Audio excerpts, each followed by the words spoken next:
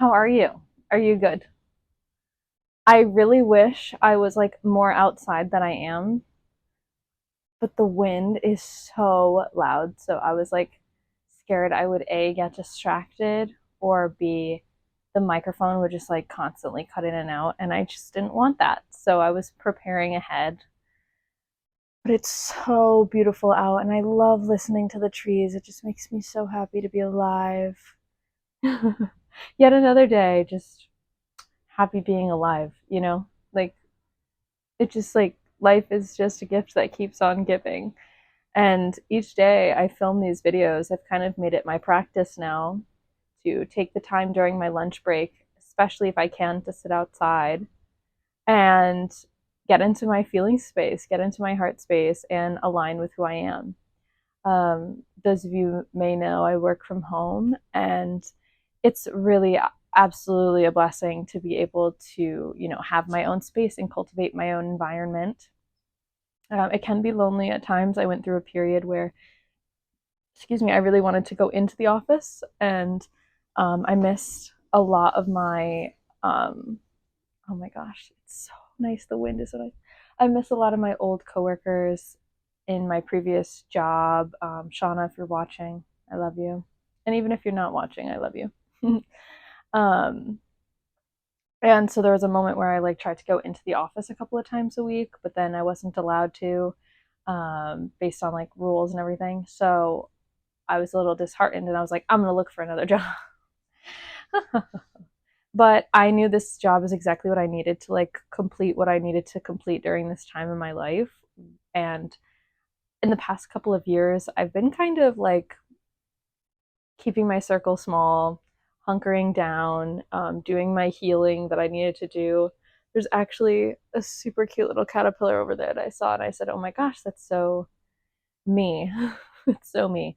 In the past couple of years, I've been, when a caterpillar turns into a butterfly, isn't it so cool that it's a butterfly all along? It's so crazy. Butterflies are just insane.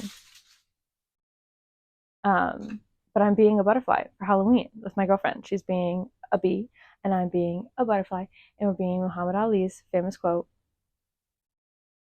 "Float like a butterfly, sting like a bee." I couldn't think of it. So even though Halloween was yesterday, we have a gathering to go to tonight, and I'm just like in my butterfly era. But more so from yesterday, I got the vibe that I'm like in my dragonfly era, possibly. I'm not sure. Anyway, I have a lot of things to say per usual. I always have like a million things I want to talk about. And one thing I really wanted to explore was the school system, but I just like don't know where to start with that. So I guess I'll just take a couple of deep breaths and see what wants to come up.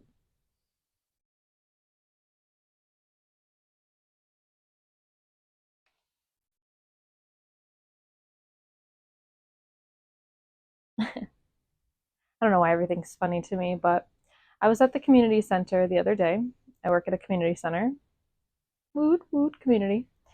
And for this particular day, they needed some coverage in the teen center. And the teen center is where students come after school to hang out like until their parents can come pick them up. There's like ping pong, there's like a piano and some pool tables and some chairs or whatever, so you can hang out. So me being me, I go in. There's a few kids in there, and I just start hanging out with them. And I'm like, "You guys want to play ping pong?" Because I wanted to play ping pong. So I played ping pong with a couple of kids. The first kid, I was like, "Hey, so like, how's it going? Do you like school?" And they were like, "Yeah." I don't know their gender, that's why I'm just saying they for everybody. But um, they were like, "Yeah, yeah, I like it." I'm like, "Okay, so you're good at it." Like this is an assumption I have that if you like school, you're good at school because school is made for a particular way of life. And if you fit that way of life, then you probably like school. And they were like, yeah, I do good. And they said that their favorite subject was writing, I think, which is pretty cool. And then that person's parents came and get them, and then I'm hanging out with this other kid. Now, this other kid is different. This other kid is unique. He's special. He's got something about him. he starts talking about how I said, "Oh, like, do you play?" Like, we were playing ping pong, and he like smacks the ball, and I was like, "Whoa, you got an arm!" I was like, "You should play like baseball or something. Do you play sports?" And he was like, I used to play baseball." I was like, "Oh, like, why'd you stop?" And he goes, "I was kicked off the team." No, he said, "I got kicked off the team." And then he proceeds to tell me that one of his teammates perceived him as a bully, told on him for bullying him, and then the coach kicked him off the team because he was too good. Something like that. Kids and their stories. I couldn't tell you the truth of it, but I could tell that this kid was probably deeply misunderstood in general. Right. I got this strong intuition that not anybody really listens to this kid, and quite frankly, nobody sees the value that he holds. So I asked him, I was like, "Oh, do you like school?" And I was like, "Is this like a kid from school?" Whatever. I always ask kids how they feel about school because as a kid, I had an intuition about school, and I'll get into that. So I asked him, I say, "Do you like school?" And he was like, "No," like so passionately, "No." I was like, "Okay." I was like, "All right, well, what like classes are the most bearable for you?" And he didn't know what that meant. So I told him, and he was like, "I like reading." I was like, "Okay." He's like, "I like reading and math." I was like, "Okay, fun." And I was like, "What don't you like about school?" And he's like, he literally goes, "It's prison," is what he said. Mind you, he's probably like 12. "It's prison." And followed by, "People say that school," he's 12. "People say that school is like work, but that's not true because you aren't held against your will to go." Like, I felt so strongly in that moment that he was accurate. He is correct. Um, Adults are held under a different standard, right? We aren't forced against our will to go to work. However, there is a sense of pressure, of pull, of I need to go because if I don't go, I won't make money, right? And I'm going to tie this into another story. I had a conversation with one of my viewers on TikTok who will remain anonymous for his request, for their request. I don't know their gender actually. Talking about how they wanted to start a podcast and they wanted to remain anonymous until they reach 1 million subscribers, viewers, or what have you. And then they will reveal themselves because it's too risky with their job to be unveiled. Because if they want to talk shit about their job, they want to be able to do so without the risk of being fired. And this is such an interesting concept. It's right. Nobody's holding this person against their will to go to their job. Like they could quit at any time, but they don't want to risk losing income. And there's this perceived risk that is involved when you don't want to go to your job. Even for me, if I take a sick day or I take a vacation, there is a perceived risk of like, oh, what if something happens in the future and then I need more sick time, more vacation time, and I don't have it? Like there is some sense of turmoil that occurs. However, that sense of turmoil is very different. It's autonomous. Children do not get that. Children do not have that. They are mandated by the state to go to school. And when you say it like that, to me, it sounds absolutely ridiculous. Like, I'm at the point in my life where I'm like, we're mandating people to go to school. Are we okay? Like, are we okay? And if you haven't looked up the origins of the Western school system, the American school system, I greatly encourage you to do so. There are plenty of resources out there that take you through the establishment of the education system, who it was inspired by, why it was inspired the way it is, and blah, blah, blah, blah, blah. Most people understand that it's to prepare skilled workers. School is to create workers. School is to create workers. Now, there are some specialized schools for the special people who can afford it, who live near it, who have the resources to go to it, that may have a little bit of a leg up, so to speak, in the sense that the structure and the themes and the work that the school does is geared towards a different focus. So say it's about creativity or what have you. There's one particular school that I have in mind called the Sudbury Valley School. It's in Massachusetts, and it's a school where they have people co-learn. So as little as kindergarten to high school, 12th graders, they all hang out together, and not necessarily together all day, but they co-learn. So there are times where a kindergartner can ask a fifth grader a question, a fifth grader can ask a 12th grader a question, and you can have this co-mingling. And it was modeled after like kinship systems, and I don't want to say tribal communities, but that's basically what it is, right? Where there are so many beautiful things you can learn, right? Like older kids learn compassion when they are hanging out with younger kids. Younger kids learn like rules and social etiquette from older kids. And there's a lot of really great learning that happenings that isn't explicit. You know what I'm saying? Like you don't need to sit in a chair and have a teacher teach you in order for you to learn things. Like that's a fallacy at this point. Like perhaps at one point, like I'm not saying we didn't need everything that we've had to get us to this point. I'm so grateful for everything that this country and this world has created up until this point, because it got us here. Yay! And now we're here. Yay. I love being here. I'm so grateful to be here. What I'm saying now is that it is no longer working. It hasn't been working for a while. However, I didn't have a say. I was 5 years old, 10 years old, when I realized that there was something fundamentally wrong. And I'll give you a little bit of a story about me, which comes from my little angel baby, Lana. You know, when you're little and you're scared to go to school, right? Maybe it's your first day of kindergarten, first day of preschool, and you don't really understand what's going on because suddenly you've spent 5, 6 years, 4, 5, 6 years with your parents at home. Maybe you go to daycare a couple days a week. I don't know what you do. I don't know what you did. I didn't. I had my nanny, I had my grandma, I had my dad. I never went to daycare or anything like that. Maybe preschool eventually. That preschool was my first experience. And preschool is very different because you're just kind of playing, right? But eventually, once you get into kindergarten, shit's different. And you take a bus and all that stuff. It's very, very different. And I just have this knowing in my soul. I remember feeling when I was younger, confused. I go, wait, what? Like, you're thrust into this system of now your inherent gifts, your inherent talents, your inherent curiosities, your inherent beauty is not valued. No, no, no, no, no. You are going to be valued based on how I believe you perform, says teacher. So what I learned from a young age is that the teachers are the gatekeepers to your success.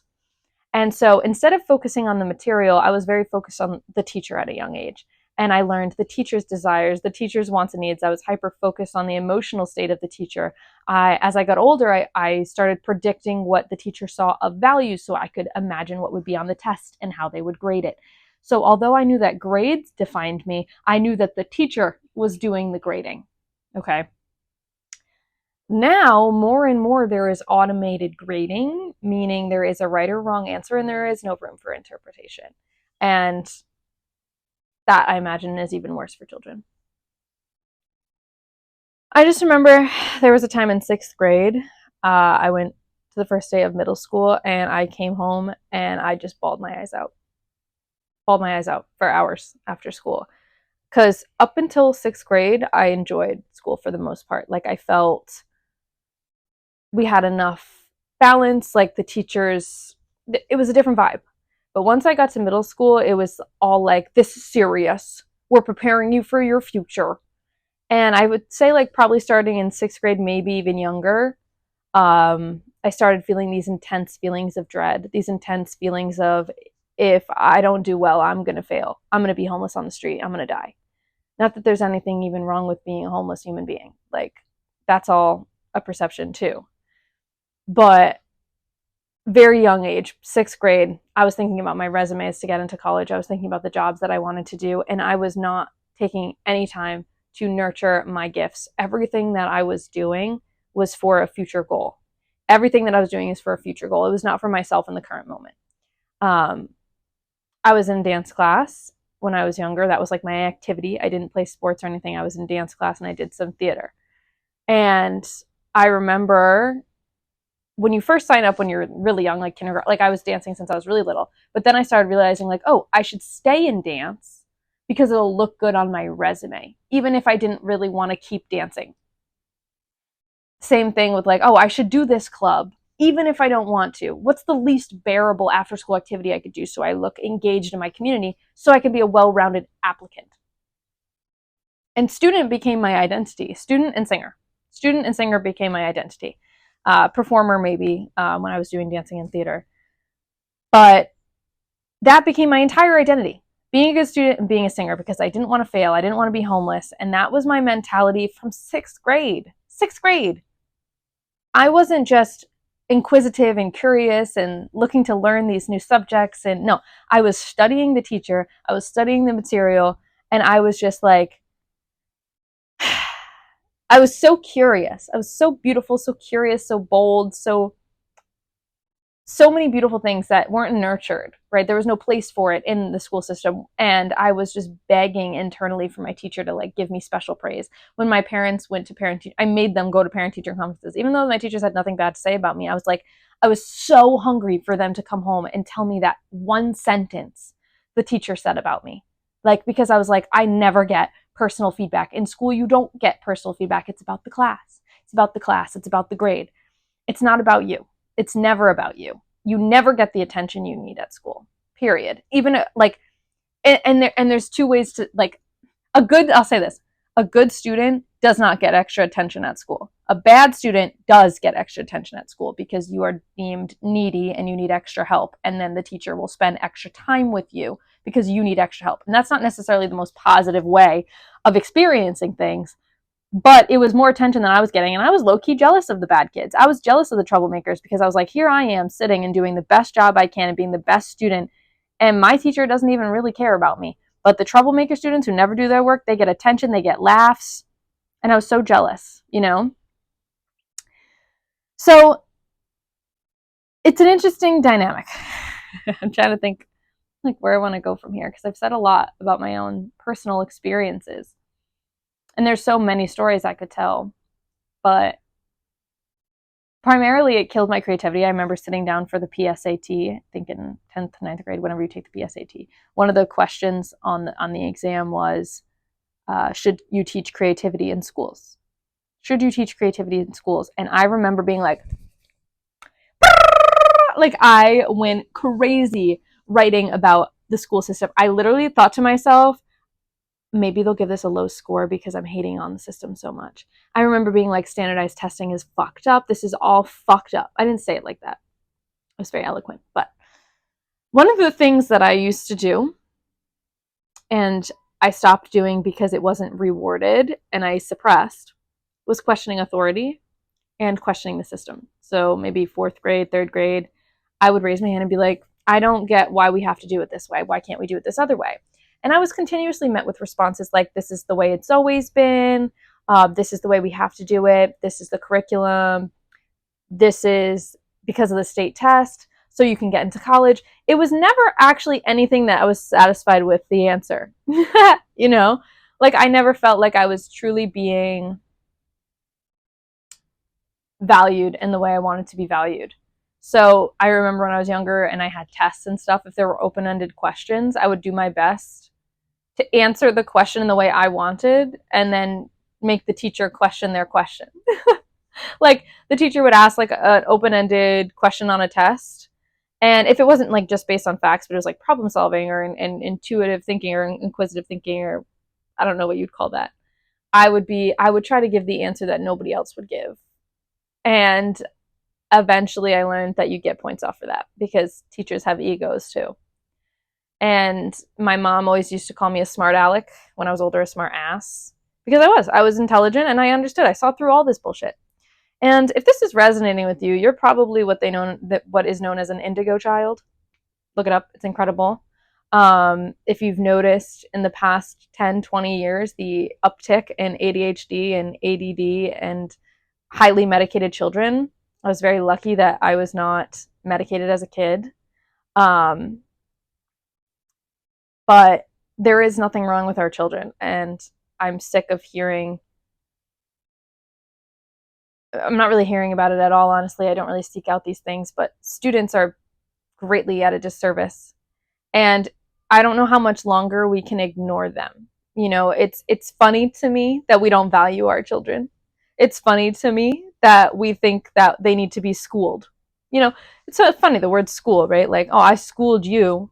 I know more than you and you're dumb. That's what that means. So when you put somebody through school against their will, it feels like a prison.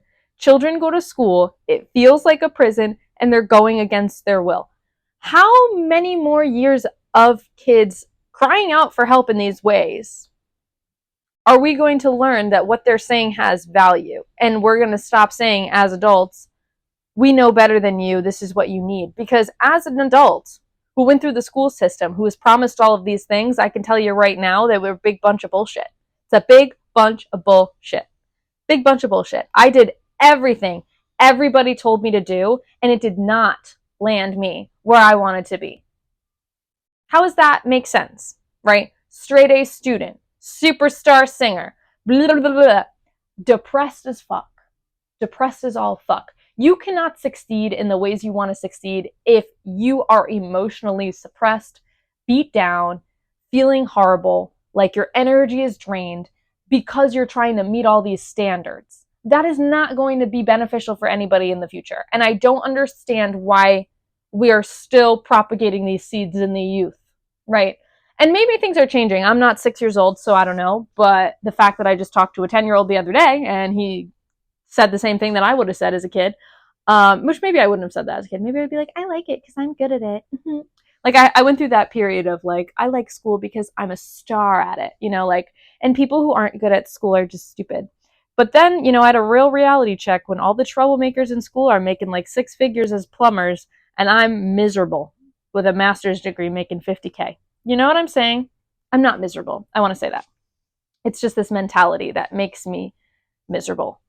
This mentality that I've had to work so fucking hard to undo, and it still infects my daily life, and I'm working to turn over those cells. But I think of the children, and I think about how my child will not be going to school. Full stop. Because it kills them, kills their spirit, kills their soul, kills it all. And I will not be promoting that. Or they're going to go to like a Sudbury Valley school or something like that. And I'm not saying, like, there's so many silly arguments out there. It's like, well, how are they going to learn math? AI is going to do the math. Like, why can't we focus on things that human beings are special at? What can human beings do that computers can't? Let's focus on that, shall we? What are things that human beings can do that computers can't? And let's create an alternative to school.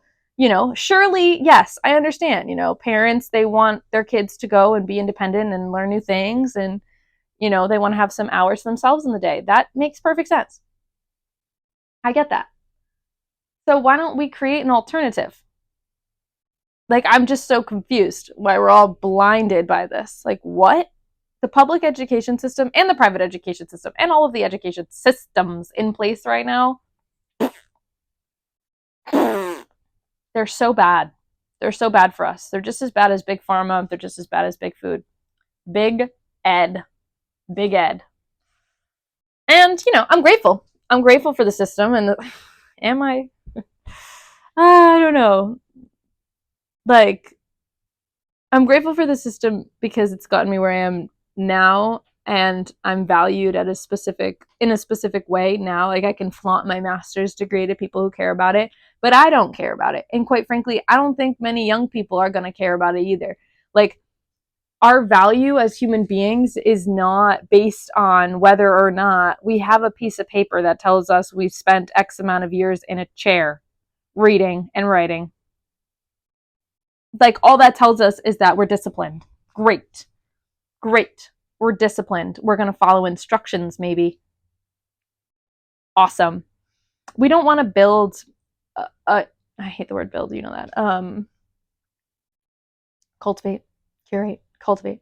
We don't want to cultivate the next generation to be mindless workers, do we? Is that really what we want? Because they are fed up and burnt out from the amount of stimulation that they're getting. And they don't have the classes that would actually provide them with the information to move forward in a new and exciting way. So I posted on TikTok the other day about something about the election, and the other person made an argument like, are you prepared to like come up with an alternative, or are you just going to complain, basically? I'm like, okay. So in this particular case, right, I'm like, what is an alternative? I'm like, well, why don't we just have like an hour a day where a group of kids come in a room and they talk about their life and they learn social skills, or they hang out, or, you know, like I would love to talk with a bunch of kids about what makes them special, because every kid is special. And your specialness does not take away from Bob's specialness. And my specialness does not take away from Margaret's specialness. We're all special.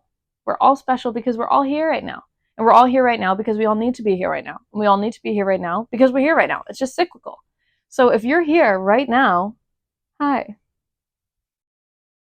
I'm Lana Jade. Welcome in. We're here together because we're all experiencing this moment right now. And I just wish for my own little angel baby Lana that I had somebody like me, you know? And so I'm not going to, a lot of people build a career out of their trauma, right? A lot of people become therapists because they were traumatized and went through PTSD. A lot of people become teachers because they had a good teacher, or, you know, a lot of people have an occupation now based entirely on their trauma. The school system and this, what I've been describing in this video, was my trauma. And so I would be silly to found a whole occupation based solely on my dissatisfaction with my own experiences. But what allows me to see the greater purpose here is having conversations with young kids now and just foreseeing a future for them that's better than the one I had. Like, shouldn't we want that for everybody? And like, I don't know what's better. I just know what resonates with me. And I would love to talk to kids about what they want, because we need to stop silencing our children, like, and stop telling them what's right and wrong. And this is the rule, so you have to follow it. When I was younger, I used to be like, wait, why is this the rule? And quite frankly, I was right. There is a reason to question the things that are in place. Who made the rules? Who decided this? Who made language? Who decided what words we're speaking? Who decided in what context we're allowed to be ourselves? Who decided where the boundaries are drawn? Who decided what we study? Who decided what's of value? It wasn't me. I was just born here and I was like, what? And then I had to learn it all myself. Now that I've learned and I've taken in information for 27 years about how things are, I'm realizing that we're all just kind of accepting what's going on without really asking too many questions. And the reason why we're not asking too many questions is because we've been programmed and beat down to be good workers and not curious, creative human beings. Like, so much so to the point where I'm like, I don't want my kid to go to school, you know, like, I don't see the value in sitting in a chair for 8 hours a day and learning all of this necessary information. And people be like, well, how will they know about history? Yeah, you know that history is in your DNA, right? If you're a human being and you're existing right now, there's so much history in your body. Actually, there should be a class on that. Access history from your body. I bet you $1 million that the children have way more wisdom than could ever be taught by us. Hello? Like the children, like if you think about it in technology, the children are the most evolved form of technology, and they are the most equipped to embark on this journey of life as they are, and then nurtured as they are, not molded to be somebody else, but nurtured to be exactly who they are. And everybody's different and everybody's special. Everybody's different and everybody's special. But do I think that they should all go to school? Fuck no. Am I saying like tear down the education system? Kind of. But I understand the logistics of that. I'm not a logistics girly. I'm a visionary. I'm an idea person. There are people who love logistics. There are people who love analytics and who love problem solving in this way. And I invite them to investigate how we might be able to do this transition. But I'm seeing in the future, there's going to be some strikes, children strikes, because to give a kid an iPhone, they're going to organize. They're not dumb if we empower them, right? So if we empower our children, they're going to be able to speak up for themselves. And honestly, there's nothing more powerful than watching a child speak. Like, holy shit. Like, that's why Greta Thunberg, she really did something there, because she's like fucking so young, and she's like, this is not okay, y'all. Wake up. And when you see a kid with that much wisdom, it makes you question everything you know. And good. Good. Because what we assume about our kids is historically incorrect. So when I hang out with a kid, I don't ever try to tell them anything unless I perceive their scenario as unsafe. And even then, like, there's so many ways you can let kids explore their own safety in a way that's really supportive and explorative, if that makes sense. I'm not saying I have all the answers. I don't even have kids, right? But I've spent some time with some kids, and they all seem to be saying the same thing. And there is something I do want to mention. Say your family growing up, there was what they call abuse in the household, and school ended up being an escape from that abuse. I want to validate that if school was your safe place, I'm happy for you. Like, that's amazing. But I want better for our kids. Like, we are, as a culture, coming to the awareness of how to, cure and heal from generational trauma, and how to create a home that feels safe for our children. I feel like that's come more to the collective consciousness. And as we do that, there should be an alternative to school. There should be an alternative to school. It's disgusting how we're treating our kids. Absolutely disgusting. Like, I feel like in X amount of years, we're going to look back and be like, I can't believe we made our kids do that. I can't believe we made our kids do that. It was so wrong. Like, it genuinely feels awful. Like, when you really extract out the information, what are we doing? We're forcing our youngest, brightest, most creative genius parts of our culture, our families, our humanity. We're forcing these beautiful, bright souls to sit still for hours at a time, to drill them, to program them with information that we deem important, because we think we know better. We're better than you. We're smarter than you, so you have to learn this. What the fuck? How the fuck do we know? How the fuck do we know what the future needs? In fact, they know more about what the future needs than we ever will, because they're younger. They were just born. Does that make sense? As an Indigo child, this is how I feel. Indigo children, raise your hands in the chat. Look at the sun. It looks so beautiful. Oh my gosh, I'm glowing. This has been a tough one. I'm not going to lie to you. It doesn't necessarily feel positive, and I don't like to just like shit post on the internet, right? Like, I don't want to put things out there that aren't going to raise people's frequency and vibration. But consider this an awareness shift.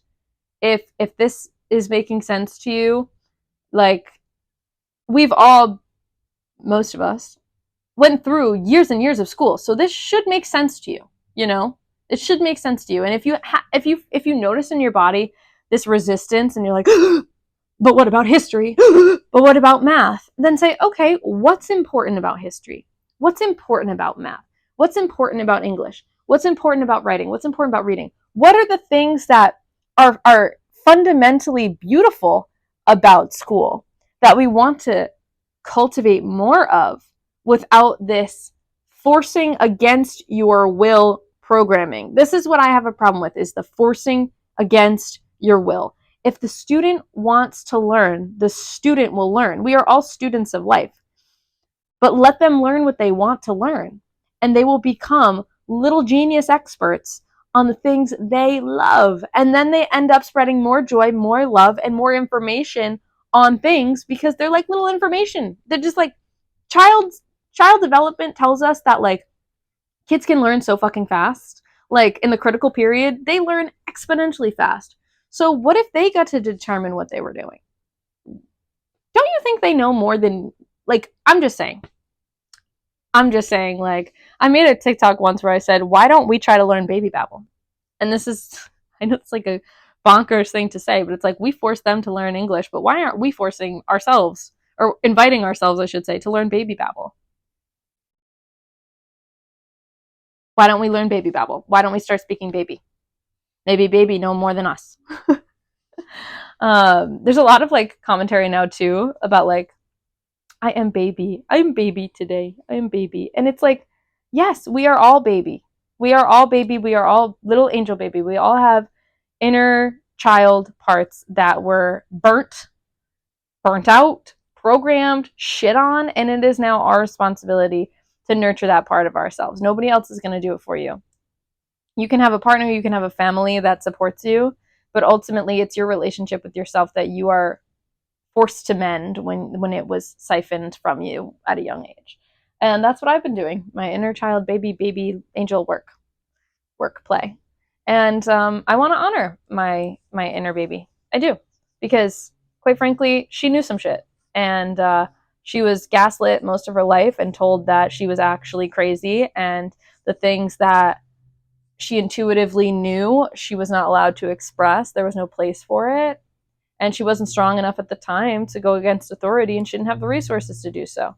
And I still don't feel like I have the resources to, stick it to the man, but this is my testimony. This is what I have to offer the world right now, is just an opportunity to think differently about the systems we're in and understand that, like, our children deserve better. I deserved better. You deserved better. We all deserved better. And this is exactly how it needed to happen. So whatever comes next can come next. Whenever you arrive at a point where you are dissatisfied or you feel like you deserved better, this awareness, this knowing was necessary, because it's from this deep place of inner knowing that change is possible. When somebody is talking from experience, it means a lot more than when somebody is talking from a theoretical place or a cognitive place. And I'm clearly talking from experience. And my experience is my experience, and your experience is your experience. And I invite you to step into your experience and explore what you learned from it. What was something that was suppressed? What was something that, didn't make sense to you? What was an authority figure that you couldn't question? And ultimately, I invite us all to pay more attention to our children's intuition. We do not know better. We do not know better. We are literally like bombing each other and killing each other in wars. I don't think we know much more. Uh, I don't. I think that the kids probably know more than us. And yeah. So that's what I have to say for you today. Thanks so much for being here in this moment. I love you. I love you so much. And I'm really grateful that you're here. If you want to connect further, you can check out my socials at lanajadereads, and email me if you want. lanajadereads@gmail.com. I am here for you. I'm here for me. I am here now. I'm happy that I just get to do this. Like, I wish I could do more of it. I wish a lot of things. I wish joy for you, and I wish joy for me today. And I hope that every pain point, every piece of suffering, well, every experience that we've had that we are encoding in our bodies as negative, we come to the awareness and realization that we're giving our pain a purpose for progress, and that we become a necessary agent of change. And I invite you to become that agent of change that you've always wanted, and make choices from your heart rather than your mind. But also, have them work together. It's really important to have them work together. The mind gets a lot of attention, and so does the heart. And people will be like, "Oh, what did somebody say today?" I realize it's getting long and my lunch break is ending, but somebody said today that a woman president would start a war. Like imagine a woman president enters office and starts a war, and then we lose. And I was like, a woman, at least for me, I would never start a war. And I don't think our children would want to start a war either. But if we teach them about war and why it's necessary, they might start to believe it in their mind, right? And the heart says, love everyone, love, joy, heart. And so when they work together, you really have quite this beautiful creative genius because you have the mind in case you need it, and you have the heart guiding you. And you don't, I'll say this, making decisions from a erratically emotional place may not be beneficial, and making decisions from a purely logic place might not be beneficial. But when you give it a nice massage and you massage the mind into the heart and you massage the heart into the mind, once you get that flow, that's when the soul steps in. Soul knows what's up. Spirit knows what's up. So lean into that and trust yourself. Be authentic, etc., etc., etc. Okay, I gotta stop babbling. Love you guys. I'll see you next time.